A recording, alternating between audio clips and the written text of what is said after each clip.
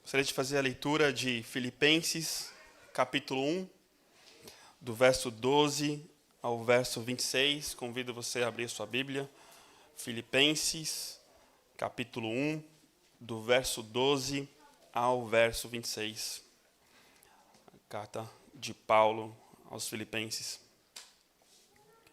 Diz assim: Quero ainda, irmãos, que saibam que as coisas que me aconteceram têm até contribuído para o progresso do Evangelho, de maneira que toda a guarda pretoriana e todos os demais sabem que estou preso por causa de Cristo.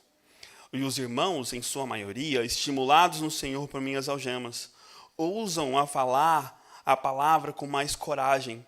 É verdade que alguns proclamam Cristo por inveja e rivalidade, mas outros o fazem de boa vontade. Estes o fazem por amor, sabendo que estou incumbido da defesa do Evangelho. Aqueles, porém, pregam Cristo pessoal, não de forma sincera, pensando que assim podem aumentar meu sofrimento na prisão. Mas que importa? Uma vez que de forma ou de outra, Cristo está sendo pregado, seja com fingimento, seja com sinceridade, também com isto me alegro.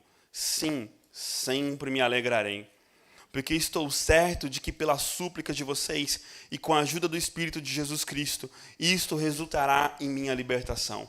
Minha ardente expectativa e esperança é que em nada serei envergonhado, mas com toda a ousadia, como sempre, também agora, Cristo será engrandecido no meu corpo, quer pela vida, quer pela morte. Porque para mim o viver é Cristo e o morrer é lucro.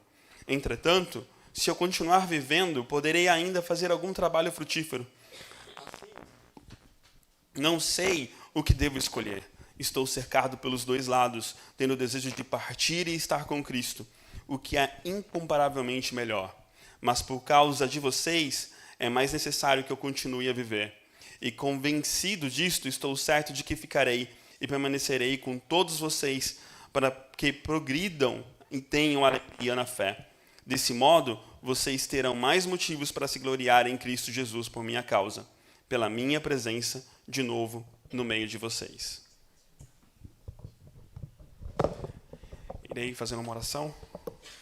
Senhor Deus e Pai, nos ajude, Deus, nesse momento a entender e compreender a Tua palavra, que ela possa alcançar nossos corações. E me dê sabedoria, Senhor, para tratar esse texto com meus irmãos, amigos e irmãos em Cristo hoje, nessa manhã. Em nome de Jesus. Amém. No mês passado, eu dei uma aula de escola bíblica dominical falando sobre redes sociais e ali eu me deparei com um dado que me deixou um pouco meio assustado. Assim, né? O brasileiro passa 9 horas, em média, por dia assistindo vídeos. Dentre YouTube, Instagram, streaming, televisão, passa 9 horas por dia assistindo vídeos. Tem um roteirista chamado Robert McKee, ele escreveu um livro chamado Story, é sobre escrita, né? Sobre copywriting, escrita, e ele olha para esse tipo de comportamento e ele vê que o homem tem uma busca incessante por significado. Que o homem, ao assistir séries, vídeos, filmes, ele não está num ato de querer sair da realidade, fugir da realidade, mas, pelo contrário, procurar a realidade. Ele está olhando para esses filmes, séries, vídeos, como uma maneira de entender a sua própria realidade. A gente teve agora 2 lançamentos, né, meio que bombásticos, que foi o Super-Homem e Quarteto Fantástico. Uma das coisas que eu mais vi na internet foram pessoas tentando explicar a sua própria realidade, defender, né, ideias, usando filmes como argumentos. Você vai parar para assistir um vídeo, um filme, um podcast, uma entrevista, você vai ver que muitas das vezes filmes são usados para poder ilustrar, né, ou basear algum tipo de argumento sobre a nossa própria vida. Mas isso não é novo. O homem busca significado para a sua própria vida. Isso não é algo do nosso tempo. Aristóteles, quando foi escrever a sua Ética, ele tinha como objetivo responder uma pergunta que é: como devemos viver a nossa vida? Como devemos viver a nossa vida? E aqui a gente vai fazer o exercício de olhar para a vida de Paulo e responder essa pergunta: como nós devemos viver a nossa vida? À luz daquilo que Paulo está falando para a igreja de Filipenses. No mês que eu preguei sobre a carta, já comecei a pregar sobre esta carta, eu disse a vocês que a igreja de Filipenses, a igreja de Filipos, era uma igreja muito amiga de Paulo. Você olha aqui no começo da carta, como eu disse a vocês, Paulo fala: o que lembro de vocês. Paulo se recorda da igreja de Filipenses. Paulo se recorda com afeto, com amor, com carinho.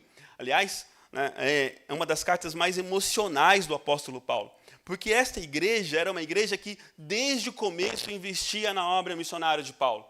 Era uma igreja que sempre esteve junto de Paulo.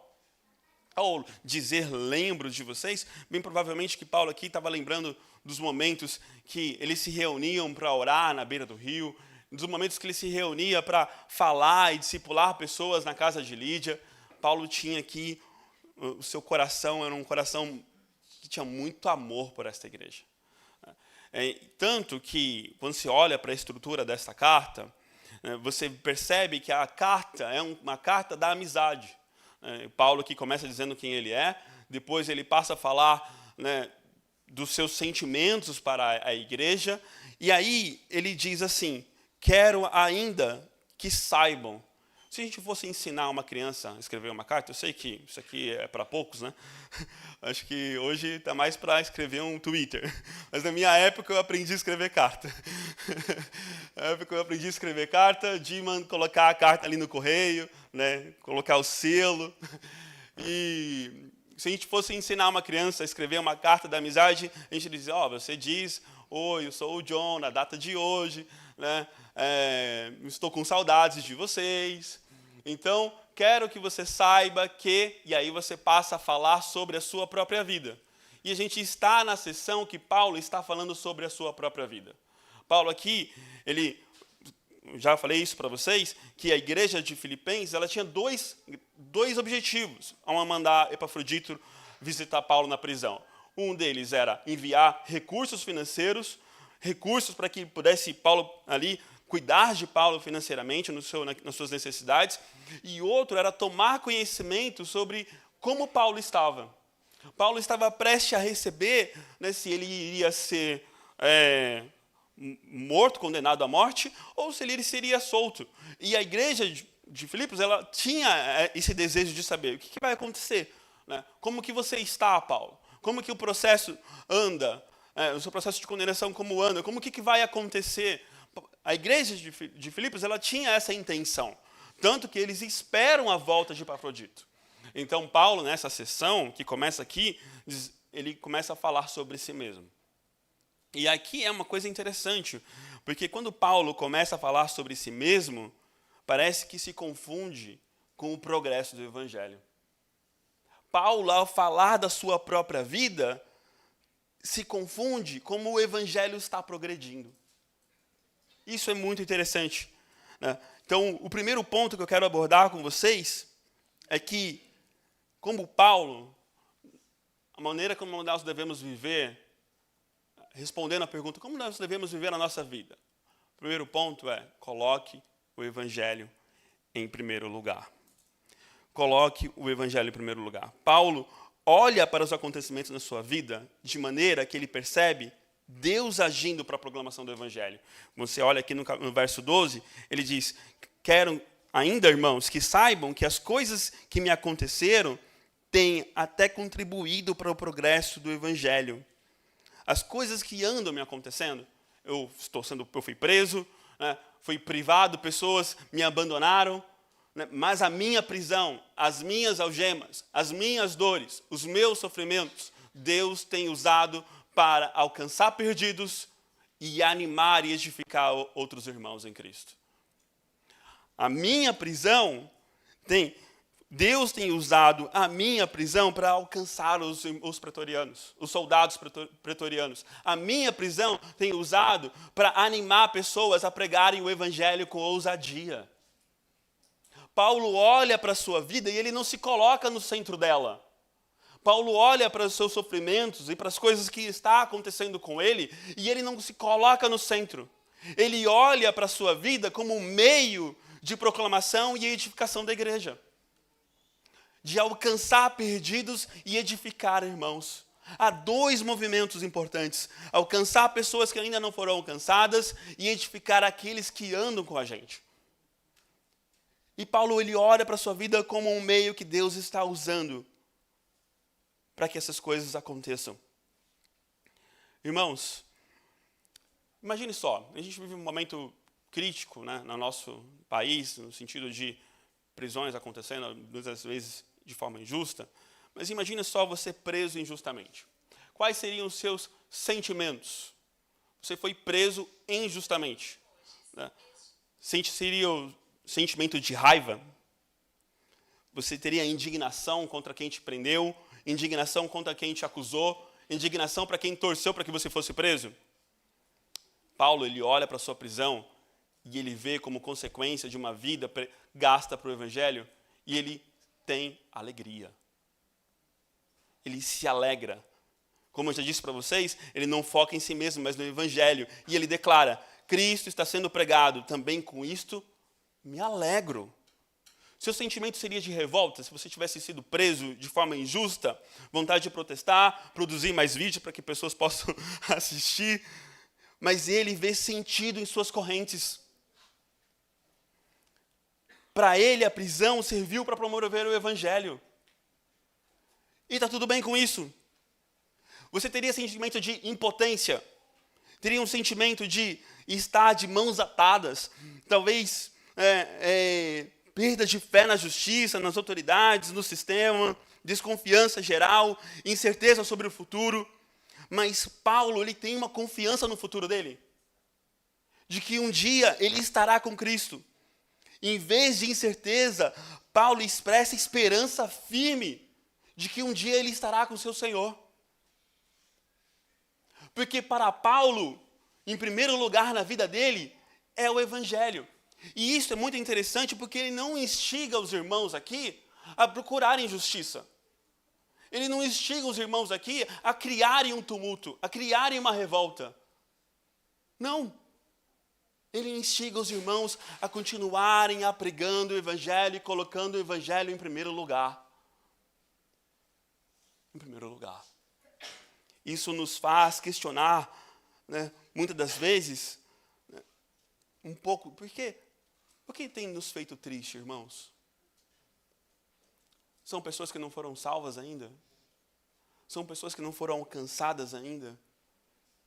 O que nos tem feito feliz? São pessoas que foram salvas e alcançadas por Deus? O que tem te feito sofrer? São pessoas que não foram alcançadas? São pessoas que ainda não professam a fé em Cristo? O que tem te feito ficar cansado? A gente fala, né, eu estou cansado. Como que você está? Ah, estou cansado. Essa é a minha frase. Estou cansado. Mas o que tem te feito cansado é trabalhar para que o evangelho progrida, é trabalhar para que pessoas sejam ensinadas e discipuladas. O que move o teu coração? O que está em teu coração? Porque a gente está olhando aqui para um homem que colhe as consequências de uma vida vivida para o evangelho. Quais são as consequências que você tem colhido? O que você tem plantado e o que você tem colhido? Ele olha para os seus problemas e ele está vendo o seguinte: eu estou colhendo a prisão, eu estou colhendo o sofrimento, eu estou colhendo o abandono porque eu sirvo ao meu Senhor. Quais são as dores? Quais são os problemas que tem nos acarretado na nossa vida? São consequências de uma vida vivida para o nosso Senhor? São consequências de uma vida vivida para glorificar o nome dEle em todas as coisas? Porque é aqui, assim que a gente vê o nosso irmão Paulo. Ele não sofre consequências porque está lutando por uma justiça humana ou por um reino humano. ele sofre consequências de uma vida vivida para o reino de Deus.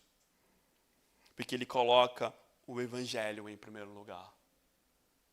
Como devo viver a minha vida? Primeiro ponto é coloque o evangelho em primeiro lugar. Segundo ponto, coloque a obra de Deus acima de você mesmo. Quando você olha para a outra parte do texto, né, Paulo tem um dilema. Qual que é o dilema dele? Se ele for condenado à morte, ele vai se encontrar com o seu Senhor. E é interessante porque ele tem uma certeza firme de que se encontrará com o seu Senhor. A outra parte do dilema, Elia, é: se eu continuar vivo, eu continuarei servindo a igreja. Se eu te perguntasse, por que você não pode morrer hoje? Quando eu estava solteiro, a questão era: não, olha, preciso casar primeiro. Preciso ter filhos primeiro. Para Paulo, eu continuarei, eu sou útil ainda para a igreja. Eu ainda preciso visitar a igreja de Filipenses, a igreja de Filipos. Eu preciso ainda estar com ele. Eu ainda posso frutificar para a igreja de Deus. O dilema de Paulo, muitas das vezes, não é o nosso dilema. Muitas das vezes a gente nem coloca em pauta de que a morte, ela é uma porta para ver o nosso Senhor. O crente, ele não pode ter medo da morte. A morte é uma porta para a glória. É uma porta para Cristo. Ela não deve pautar a nossa vida, como não pauta a vida de Paulo. Ele não tem medo da morte porque ele tem certeza de que ele estará, e ele anseia em estar com o seu Senhor. Mas ao mesmo tempo que ele anseia em estar com o seu Senhor, ele anseia em continuar frutificando para a igreja. Mas o que nós vemos muitas das vezes é que na igreja, nos corações dos irmãos, são o desejo e o anseio de construir coisas nesse mundo acima de glorificar o nome de Cristo. Você pode estar se perguntando: mas John, você quer responder a pergunta: como devo viver a minha vida? Como fica então a minha vida financeira? Como fica então a educação dos meus filhos? Acontece que a maneira como administramos nossas finanças, ela parte do ponto de vista que eu sirvo a um Senhor. Irmãos, quantas igrejas foram plantadas porque irmãos doaram suas poupanças para comprar terreno? Quantas obras missionárias são mantidas porque irmãos fiéis depositam mês a mês, sabe, ali uma quantia de dinheiro na conta de um missionário? Nós não administramos nossas finanças da mesma maneira que o mundo administra. Porque aquilo que Deus nos dá é para a glória dele, é para servir a ele. A maneira como nós administramos o nosso tempo, irmão. Quantos irmãos tiram suas férias para passar 15 dias em uma tribo indígena, reformando igrejas? Pais, homens, deixam seus filhos, suas esposas em casa e vão para o meio do mato ajudar irmãos, novas igrejas que não têm acesso a nada. Quantas famílias desceram agora para o sul para poder fazer um avanço missionário, administrando as suas férias para a glória do Senhor.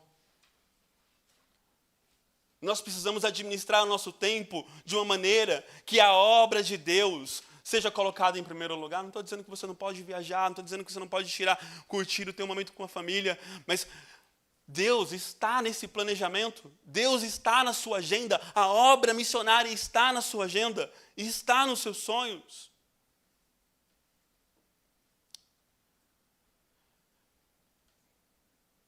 Eu lembro que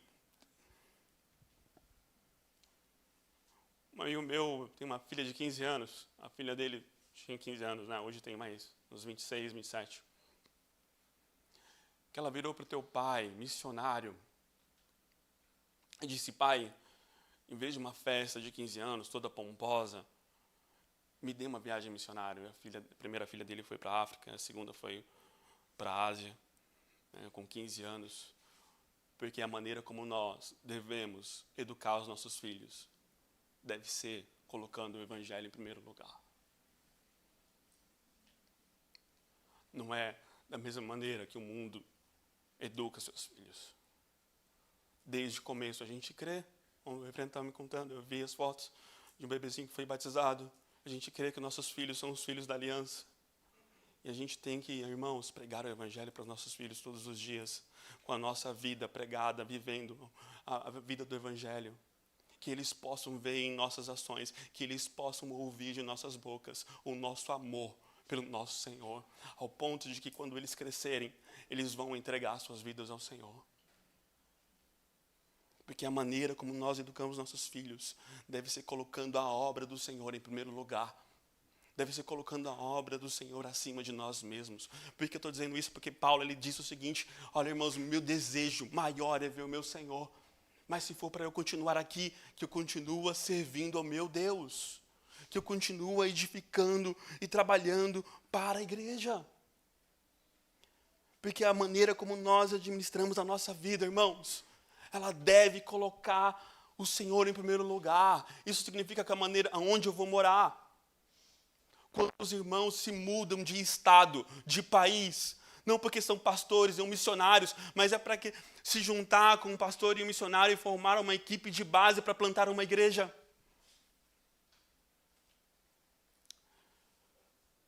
Nate Sam, um piloto americano,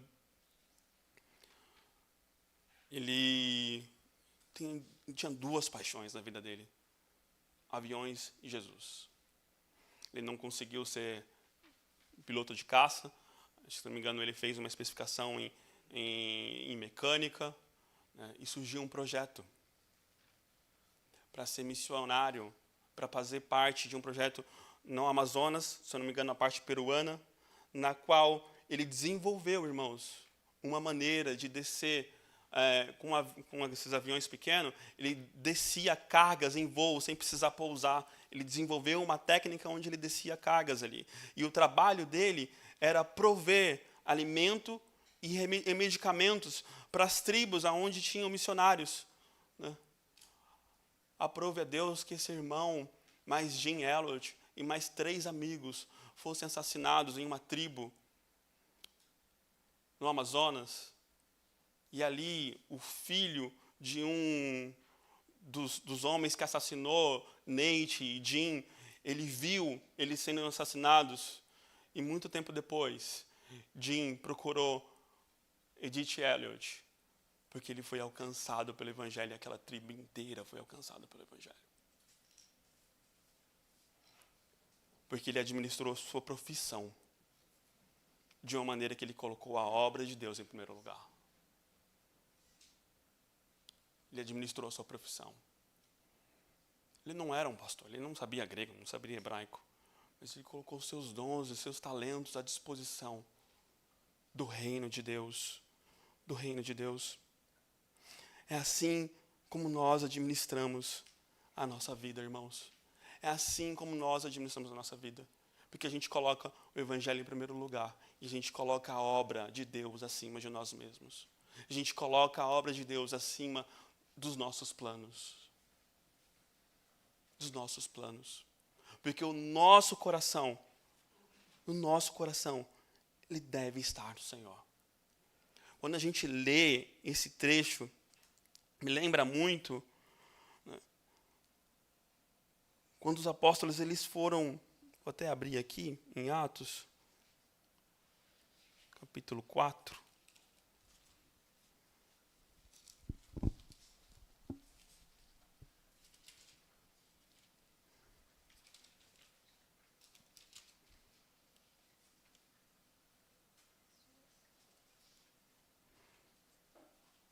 Peraí que me perdi aqui.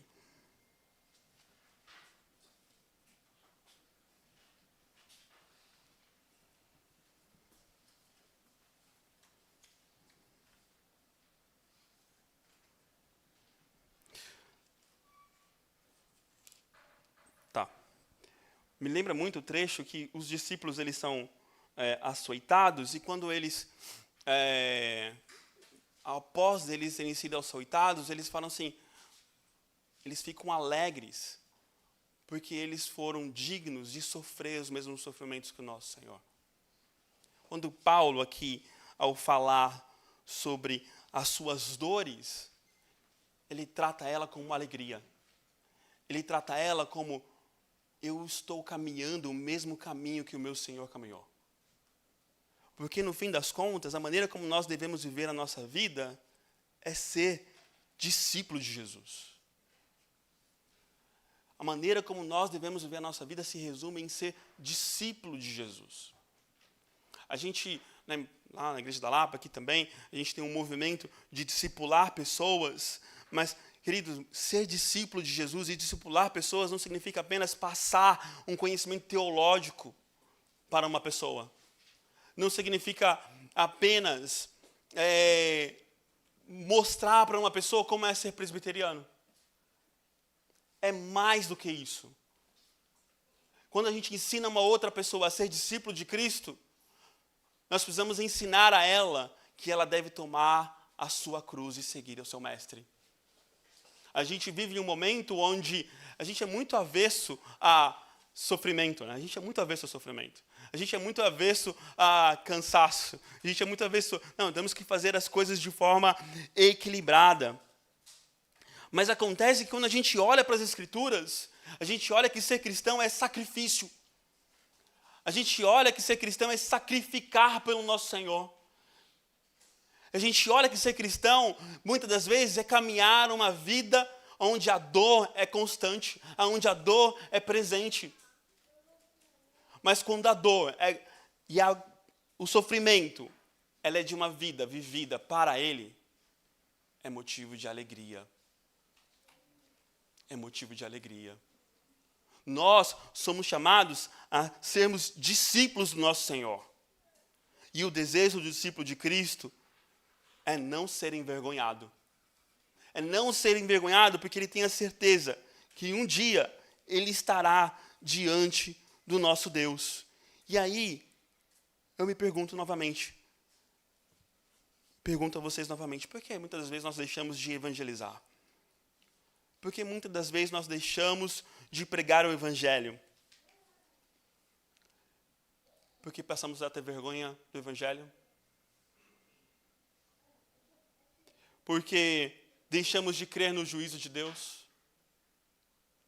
Porque passamos a crer que a fé é algo privado. Porque passamos a ter medo de sofrer as consequências de pregar o Evangelho.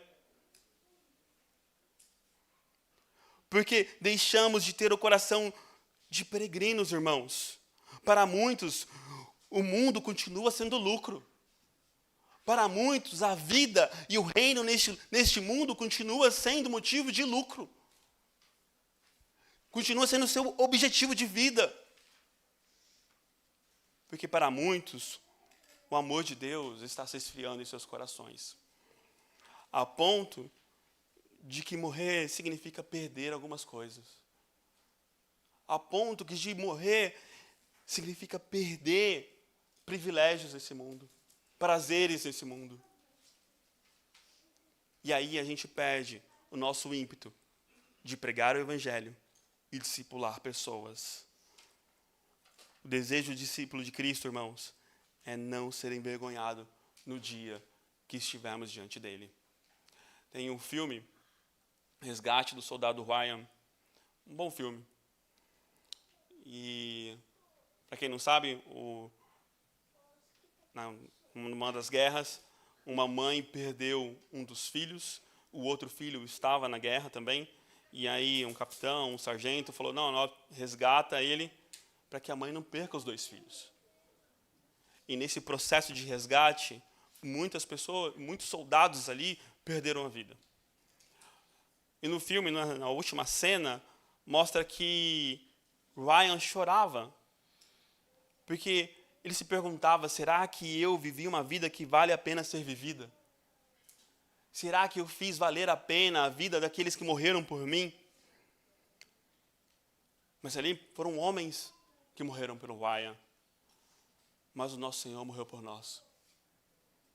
Jesus Cristo morreu por nós na cruz, para que nós tivéssemos vida nele. Nosso Senhor sacrificou por nós na cruz, para que nós possamos viver uma vida para ele.